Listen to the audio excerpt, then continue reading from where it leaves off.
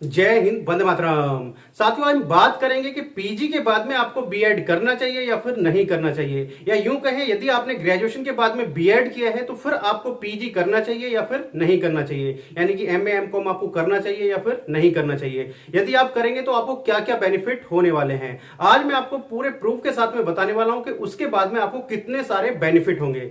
तो यदि आप भी जानना चाहते हैं, वीडियो बहुत ही महत्वपूर्ण होने वाली है, तो वीडियो में अंत तक बने रहिएगा। और यदि आप चैनल पर नए हैं और आपने अभी तक चैनल सब्सक्राइब नहीं किया तो सबसे पहले चैनल को सब्सक्राइब कर लीजिएगा, बेल आइकन को प्रेस कर लीजिएगा, क्योंकि मैं आपके लिए इसी तरीके की इन्फॉर्मेटिव वीडियो लाता रहता हूं। तो साथियों, बात करते हैं कि आपने यदि ग्रेजुएशन के बाद में आप बीएड कर रहे हैं या बीएड कर चुके हैं, तो पहले हम बात करते हैं जो ग्रेजुएशन के बाद में बीएड कर चुके हैं। तो साथियों, यदि आपने अपना ग्रेजुएशन के बाद में बीएड किया है तो बहुत अच्छी बात है, बीएड बहुत ही अच्छा कोर्स है। उसके बाद में जो काफी सारी वैकेंसी आती है टीचिंग की, वहां पर आप अप्लाई कर सकते हैं। तो आप जो अप्लाई कर सकते हैं वो कहां तक के लिए अप्लाई कर सकते हैं, जो स्टेट के एग्जाम होते हैं, जैसे आपके टेट के जो एग्जाम होते हैं, जैसे हम यूपी की बात करें तो यूपी टेट हो गया, अगर हरियाणा की बात करें तो एस टेट हो गया, यदि राजस्थान की बात करें तो रीट हो गया। तो उनको आप पास कर लेते हैं तो आप प्राइमरी लेवल से लेकर और 10th क्लास तक के टीचर बन जाते हैं। उसके बाद में बात करते हैं जो आपका जो सेंट्रल गवर्नमेंट का सीटेट का एग्जाम होता है, यदि आप उसको पास कर लेते हैं तो उसके बाद में जो सेंट्रल गवर्नमेंट की वैकेंसी आती है तो उसके लिए आप एलिजिबल हो जाते हैं, उनमें आप अप्लाई करने के लिए, यदि आप उस एग्जाम को क्लियर कर लेते हैं।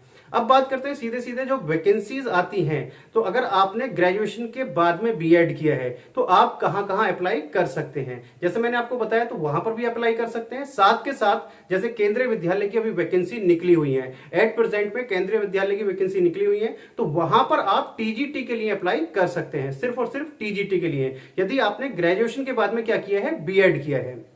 अब बात करते हैं यदि आप पीजी के बाद में बीएड करते हैं या ग्रेजुएशन के बाद में आपने बीएड कर लिया और उसके साथ साथ आप क्या कर लेते हैं, अपना पोस्ट ग्रेजुएशन कर लेते हैं या उसके बाद कर लेते हैं, यानी कि आपके पास पोस्ट ग्रेजुएशन भी है और बीएड भी है, तो फिर आप क्या क्या बन सकते हैं उसके बारे में बात करते हैं। तो साथियों, आप भर सकते हैं पीजीटी के फॉर्म, यानी कि आप किसके टीचर बन सकते हैं, पीजीटी के लिए बन सकते हैं। दूसरा ऑप्शन, यदि आपने अपना क्या किया है, पोस्ट ग्रेजुएशन किया है और आपने अपना बीएड कंप्लीट किया है, तो आप अप्लाई कर सकते हैं प्रिंसिपल की पोस्ट के लिए भी केंद्रीय विद्यालय में, लेकिन उसके लिए आपको 8 साल का एक्सपीरियंस भी होना चाहिए।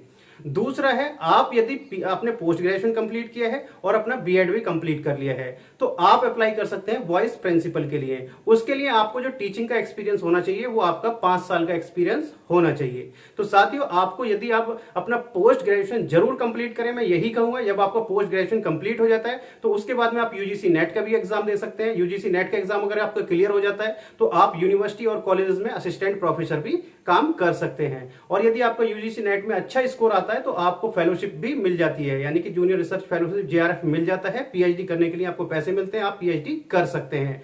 और आपको यदि पीएचडी करना है तो पीएचडी आप डायरेक्ट यदि प्राइवेट यूनिवर्सिटी, किसी भी यूनिवर्सिटी से आप करेंगे तो वो आप पोस्ट ग्रेजुएशन के बाद ही कर सकते हैं, बीएड के बाद नहीं कर सकते। तो आई थिंक आपको सब सारी चीजें आपको क्लियर हो गई होंगी। यदि आपने अपना बीएड कर लिया है, ग्रेजुएशन के बाद में आपने बीएड कर लिया है, तो आप घर ना बैठे, अपना पोस्ट ग्रेजुएशन अवश्य करें। यदि बीकॉम किया तो आप अपना एमकॉम करिए, यदि आपने बीए किया है तो आप अपना एमए करिए, यदि आपने अपना बीएससी किया तो आप एमएससी करिए। तो मैं आपको यही एडवाइस करूंगा। तो साथ ही यदि आपको वीडियो अच्छी लगी हो तो वीडियो को लाइक कर दीजिएगा और चैनल पर नए हैं तो चैनल को सब्सक्राइब कर लीजिएगा। तो चलिए साथियों, मिलते हैं आपसे नेक्स्ट वीडियो में कुछ इस तरीके की इंफॉर्मेशन के साथ। तब तक के लिए जय हिंद, जय भारत।